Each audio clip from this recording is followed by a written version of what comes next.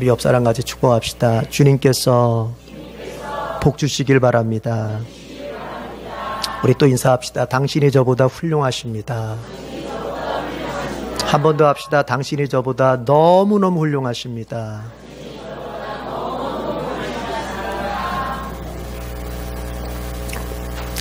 이 인사하면서 더 분위기가 좋아진 것 같아요. 가정에서도 자꾸 하세요. 가정에서도 좋아져요. 아시겠죠? 교회에서만 하지 말고 가정에서도 자꾸 부부끼리 당신이 저보다 너무너무 훌륭하십니다. 제가 제 큰아들하고 언젠가 한번 이런 대화를 한 적이 있어요. 하나님께서, 제가 제 큰아들한테 했던 얘기예요. 하나님께서 너에게 똑똑함을 주셨다. 그래서 네가 책을 읽거나 시험을 보거나 그러면 네가 잘 대답한다. 잘 이해한다. 그리고 하나님께서 너를 부모님을 통해서 사랑을 많이 받게 해주셨다. 그래서 네가 어디 하나 이렇게 구김살 없고 아주 밝고 어디 가서든지 사람에 대해서 두려워하지 않고 아주 담대하게 인간관계도 맺고 아주 명랑하게 잘 산다. 자, 그런데 너의 그 똑똑함과 네가 받은 많은 사랑이 오히려 너를 망하게 만들 수도 있다.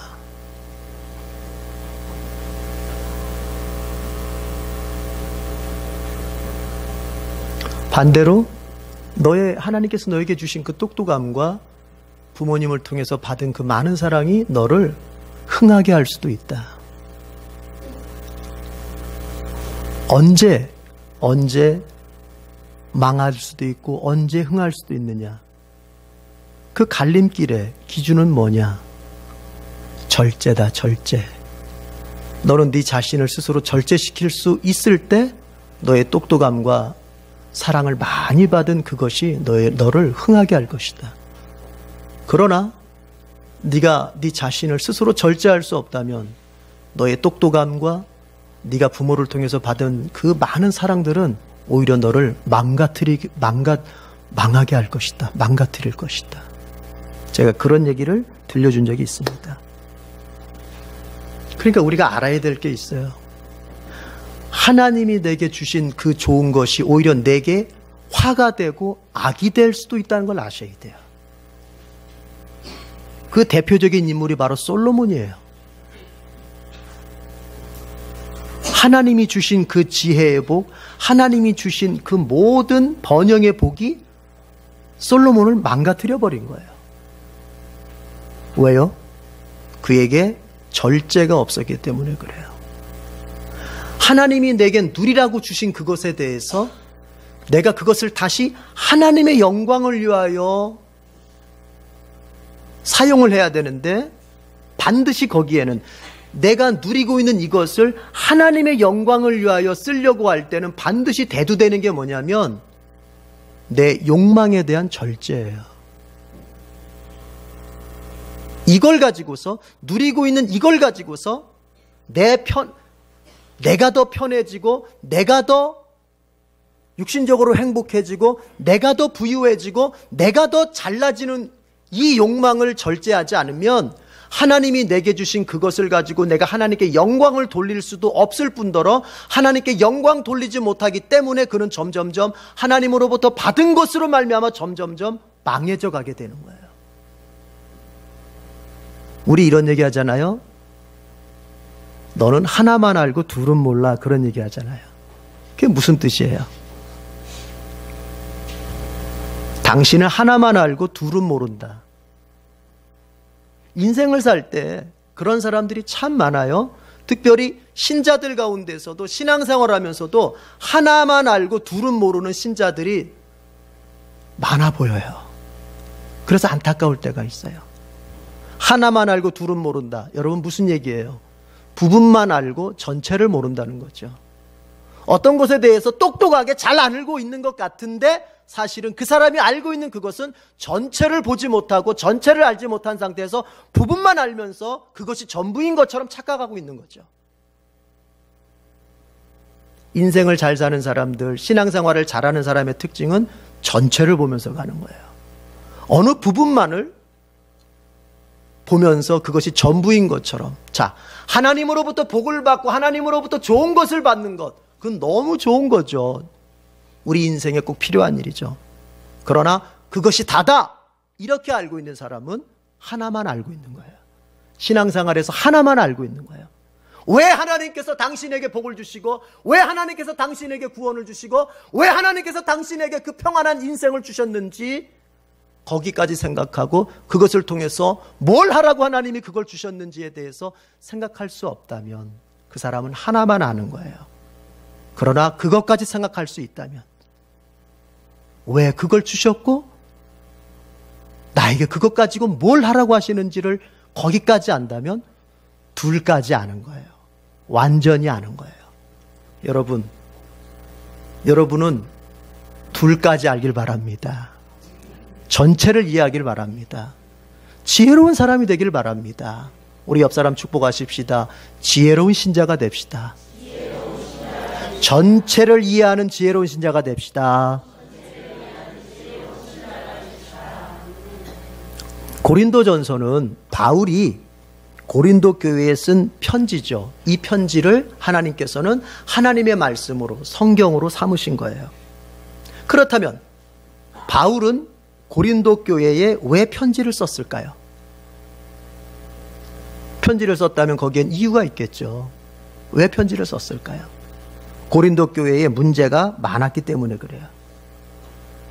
그 문제를 다 여기서 열거할 수는 없겠고, 제일 대표적인 문제가 바로 당파와 분열의 문제였습니다. 고린도 교회는 베드로파, 바울파, 아볼로파, 그리스도파에서 당파가 생기고 서로 다 분열되어 있었습니다.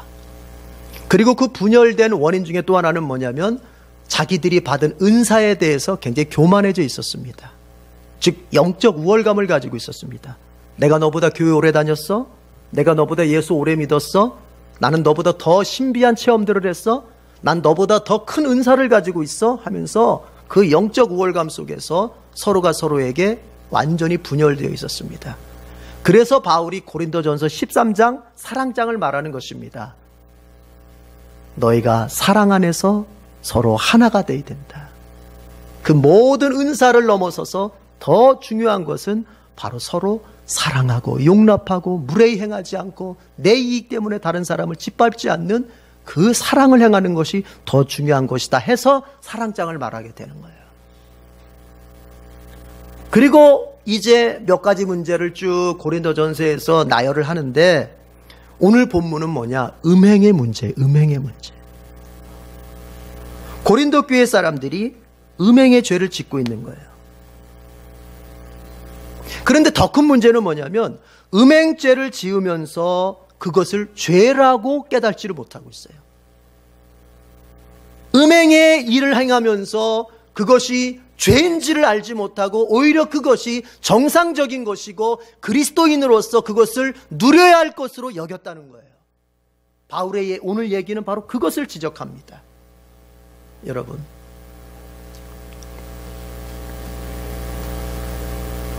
음행죄를 짓고 있어요. 그런데 그것이 죄인지를 몰라요.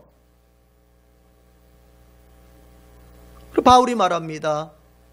몸으로 음행죄를 짓지 말고 그 몸으로 하나님께 영광을 돌리는 삶을 살아라. 결론적으로 그렇게 말합니다. 자, 그런데 오늘 여기서 제가 보고 싶은 건, 여러분과 나누고 싶은 건 이겁니다. 왜 고린도 교회 교인들이 음행죄를 지으면서 음행을 행하면서도 그걸 왜 죄로 여기지를 못했을까? 그걸 생각해 봐야 돼요. 우리는 쉽게 고린도 교인들 정말 멍청이들이다, 돌대가리들 아냐? 어떻게 음행을 행하면서 그걸 죄라고 여기질 않아? 라고 생각하지만 그들에겐 그들만의 이유가 있었을 거예요. 우리도 그런 면이 있거든요. 죄를 행하고 있으면서 그게 죄인 줄을 몰라요. 왜냐? 하나만 알고 둘은 모르기 때문에 그래요. 하나님 말씀의 전체를 이해하지 못하고 어느 부분만 아니까 죄로 알지 못하는 거예요. 자, 무슨 얘기입니까? 자, 들어보세요. 고린도 교인들이 음행을 행하면서도 그것을 죄로 여기질 않았어요. 그것은 그 당시에 문화로서는 정상적인 거라고 생각했어요. 건강한 남자가 창녀와 성관계를 갖는 것은, 매춘부와 성관계를 갖는 것은 건강한 남자에게서는 당연한 일이다. 그것은 정상적인 일이다. 이렇게까지 생각을 했어요. 그럼 왜 고린도 교인들은 그렇게 했을까? 오늘 저는 음행의 얘기를 다루고자 하는 게 아니에요. 그 근본을, 그 뿌리를 다루고자 하는 거예요. 왜 그렇게 했을까? 12절 보십시오. 12절 다 같이 읽겠습니다. 시작. 모든 것이 나에게 허용되어 있습니다. 그러나 모든 것이 유익한 것은 아닙니다. 모든 것이 나에게 허용되어 있습니다. 그러나 나는 아무 것에도 제재를 받지 않겠습니다. 그리고 나서 13절 첫 절은 제가 읽습니다.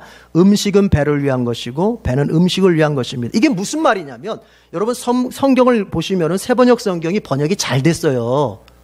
이게 새번역 성경이 제가 볼 땐 개역개정보다 번역이 정말 잘 됐어요. 새번역 성경을 보시면 작은 따옴표가 붙었을 거예요. 따옴표 위에 붙었죠, 2개짜리. 모든 것이 나에게 허용되었습니다. 그러니까 이것은 바울의 말이 아니라 고린도 교인들의 말이라는 소리예요. 그러니까 쉽게 말하면 이런 거예요. 너희들은 이렇게 말한다. 모든 것이 나에게 허용되어 있지 않느냐라고 말한다. 더 쉽게 얘기해서, 더 풀어서 얘기해서 고린도 교인들은 이렇게 말한다는 거예요. 구원받은 우리에게, 예수 안에서 구원받은 우리에게 모든 것은 자유 아니냐? 어떤 것도 다 이제는 우리에게는 걸림돌이 되지 않지 않느냐? 자유 아니냐, 자유.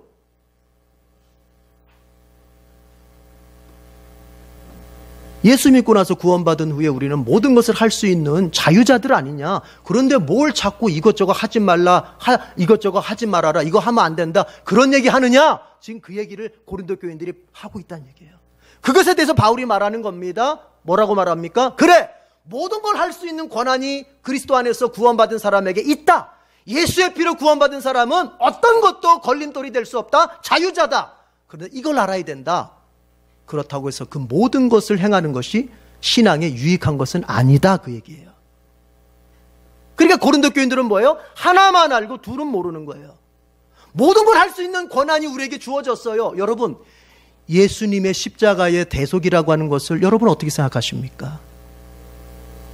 그것은 어마어마한 능력이에요. 어떤 능력? 그 예수님의 십자가의 피로 구원받은 사람은요, 더 이상 그 무엇도 정죄할 수 없고 그 무엇도 심판할 수 없는 어마어마한 능력이에요. 믿으십니까? 아니, 정말 이거 믿고 가셔야 돼요. 하나님의 심판 때조차도 예수님의 피로 구원받은 사람에게는 심판을 정죄할 수 없어요. 그 사람의 죄책, 그 사람의 죄의 책임을 물을 수 없어요. 그 정도로 예수님의 십자가의 대속의 능력이라고 하는 것은 어마어마한 거예요. 그걸 저와 여러분이 선물로 받은 것입니다. 지금 고린도 교인들은 그걸 말하는 거예요. 바울 당신이 전하지 않았어. 예수의 피는 우리의 모든 죄를 씻고 하나님 앞에서 우리 자신을 의롭게 세운다 하지 않았어. 그런데 자꾸 뭐가 우리 안에 죄가 있다고, 이것이 죄라고, 이 죄 때문에 우리가 걸린다고 그렇게 말하는 것이요, 다 허용되는 거 아닙니까? 이런 얘기하는 거 이해가 되세요? 그러나 바울이 말합니다. 맞다. 모든 것을 할 수 있는 권한이 그리스도인에게는 있다. 왜냐하면 자유자기 때문에. 그러나 그 모든 것이라고 하는 것이 하나님을 섬기는 신앙생활에 유익한 것은 아니다. 이런 얘기를 하는 거예요. 또 두 번째, 또 모든 것이 나에게 허용되어 있다고 너희들 말하는데 12절 마지막, 그러나 나는 아무 것에도 제재를 받지 않겠다. 여기 제재를 받지 않는다는 말은, 그러니까 작은 따옴표 말은 고린도 교인들 말이고 따옴표가 없는 말은 바울의 얘기예요. 그러니까 고린도 교인들이 우리 자유자잖아. 자유 마음대로 할 수 있는 권한이 우리한테 있잖아. 예수 믿는 사람한테는. 그러니까 바울이 뭐예요? 그래, 맞다. 그러나 나는 아무 것에도 제재를 받지 않겠다. 여기 제재를 받지 않는다는 말은 뭐냐면 지배당하지 않겠다는 얘기예요. NIV 성경이 보면 마스터, 내가 이렇게 지배당하지 않겠다. 마스터 당하지 않겠다. 그러니까 이런 얘기입니다. 여러분 보세요. 이것저것을 할 수 있는 권한이 예수 믿는 사람에게 있지만 여러분이 어떤 것에 집착을 해서 이게 하다 보니까 내 신앙에 유익이 안 된다, 이제 그만 내려놔야 되겠다 하고 내려놓을 수 있어야 되는데, 그걸 내려놓을 수 없으면 여러분은 바로 제재를 받고 있는 것이요, 지배를 당하고 있는 것이요, 마스터 당하고 있는 거예요. 바울은 말하는 거예요. 이것저것 내가 다 하는데 그 어떤 것도 하나님을 섬기는 데 있어서, 예수님을 뒤따라가는 데 있어서 방해가 되는 것에 된다면 나는 언제든지 그것을 내려놓을 수 있는 그런 삶을 살고 있다는 거예요.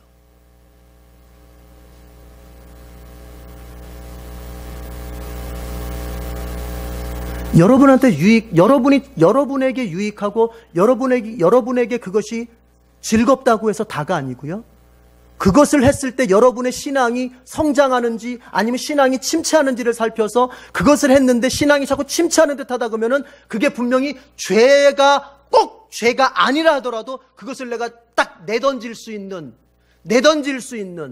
그 자유함이 내게 있어야 되는 거예요.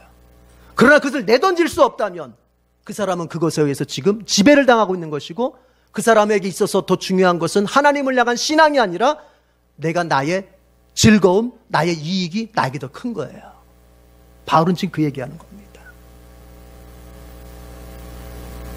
고린도 교인들은 이렇게까지 얘기해요. 음식을 배를 위한 것이고 배는 음식을 위한 것 아니냐. 여러분 보세요. 여기서 말하는 배는 위를 말해요. 스토머크, 위를 말하는 거예요. 위. 자, 우리의 몸에 위가 있는데, 이 위는 음식을 먹어서 소화시키기 위해서 있는 거 아니냐. 그리고 음식이라고 하는 것은 하나님이 만드신 그 위를 위해서 존재하는 거 아니냐. 그러니까 우리가 어떤 음식을 먹든지 소화해내서 다 없애버린다면 그것은 지극히 자연스러운 일이다. 이것을 이 고린도 교인들은 위와 음식의 관계를 어디까지 적용하는 줄 아세요? 바로 몸과 음행까지 적용하는 거예요. 하나님이 내게 위를 주셔서 이 위 가지고 어떤 음식을 먹어도 문제가 되지 않는 것처럼, 하나님이 나에게 몸을 주셨는데 이 몸 가지고 내게 성욕이 당길 때, 성욕이 생길 때, 이런 여자 저런 여자, 꼭 내 아내가 아니더라도 이런 여자 저런 여자랑 같이 성관계를 하는 게 자연스러운 거 아니냐, 이 얘기를 지금 하는 거예요, 고린도 교회가. 그런데 이것은 왜 고린도 교회 교인들이 이런 생각을 하게 되냐면 두 가지의 영향이 있다고 봐요. 크게 보면 한 가지겠지만 뭐냐면, 당시에 고린도 교회 주변이 고린도가 헬라 지역이에요. 그리스의 영향을 받는 헬라 지역. 헬라 지역에는 헬라 철학이 영향을 주는 거예요. 뭐냐면 이원론적인 거. 영은 선하고 육은 악하다. 영은 아주 고상하고 육은 저급한데, 우리가 저급한 육으로 죄를 진다고 해서 우리의 영이 어떤 영향도 받지 않는다고 가르치는 게 헬라의 철학이에요. 그러니까 몸을 아무렇게나 굴려도 우리의 영혼에는 전혀 영향을 주지 않는다고 봤어요. 그리고 교회 안에 잘못된 영지주의, 비슷한 얘기지만, 여러분 이제 한번 우리 생각해 볼 게 있어요. 예수 그리스도를 영접해서 하나님의 자녀가 된 다음에는 내 인생의 기준과 내 인생이 따라야 할 그 기준과 원리는 더 이상 세상의 어떤 사람들의 얘기가 아니에요.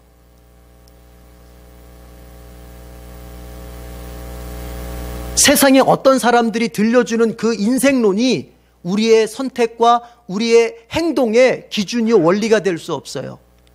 내가 예수 그리스도를 영접해서 하나님 앞에 백성된 사람이 되었으면 그 다음부터 우리의 인생의 선택과 행동 선택의 기준은 유일하게 하나님의 말씀, 성경이어야 되는 거예요. 그런데 고린도 교회 교인들은 예수는 믿었음에도 불구하고 그들이 선택하고 그들이 기준으로 붙잡아야 될 그 원리가 성경으로 돌아가는 것이 아니라, 성경이 아니라 그들은 당시 유행했던 철학사상, 당시 세상에서 들려주고 있는 그런 인생론들을 들으면서 어떻게 살 것이고 어떻게 행동할 것이고 무엇을 선택할 것인지를 그들은 결정했단 말이에요. 여러분 잘 생각해 봐야 돼요. 여러분은 무엇을 근거로 해서 이것저것을 선택하십니까? 여러분은 무엇을 근거로 해서 여러분의 행동을 선택합니까? 하나님의 말씀이어야 되는 거예요.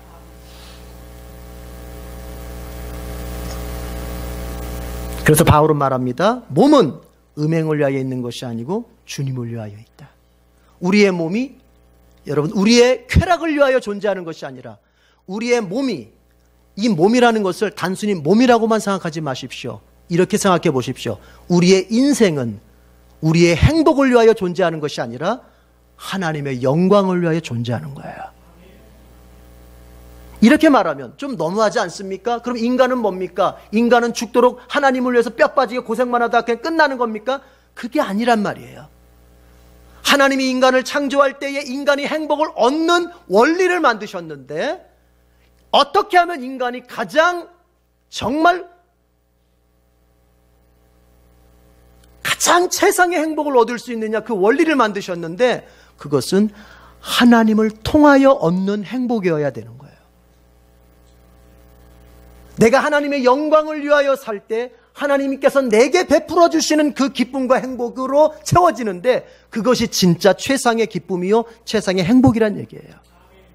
아담과 하와의 잘못은 어디 있었느냐? 여러분, 그들이 단순히 그저 나무에 널려있는 과일 하나 따먹은 것이 아니라 그들에게 있어서의 그 참 문제성은 뭐였냐면은, 아담과 하와는 하나님을 통하여 얻어야 할 자기들의 행복을 하나님은 제껴놓고 이제 내 행복은 내가 만들겠다, 내 행복은 내 힘으로 만들겠다, 내 행복은 내 능력으로 만들겠다 했던 그것이 바로 선악과 속에 담겨있는 본질적인 의미예요. 우리가 하나님께 우리의 몸, 우리의 인생, 우리의 비전, 우리의 계획, 우리의 물질과 시간과 나의 자녀와 나와 관계된 모든 인생 요소들을 하나님의 영광을 위하여 드릴 때, 그때 하나님께서 우리에게 채워주시고 부어주시는 그 기쁨과 행복이 우리가 누려야 할 마땅한 것이요 우리가 누려야 할 최상의 것입니다. 신자로 산다고 하는 것은 바로 그 원리를 받아들이겠다는 거예요. 신자로 산다고 하는 것은 바로 하나님을 통한 행복의 원리를 내가 받아들이겠다는 거예요. 여러분이 예수 영접해서 구원받는다고 하는 것은 더 이상 내가 즐거움을 내 스스로 만들고 내가 내 행복을 내 힘으로 만들겠다는 걸 포기하고 예수 안에서 즐거울 것이요 예수 안에서 기쁠 것이요 예수로만 내 인생의 목적을 삼고 살겠다고 하는 것을 각오하는 거예요.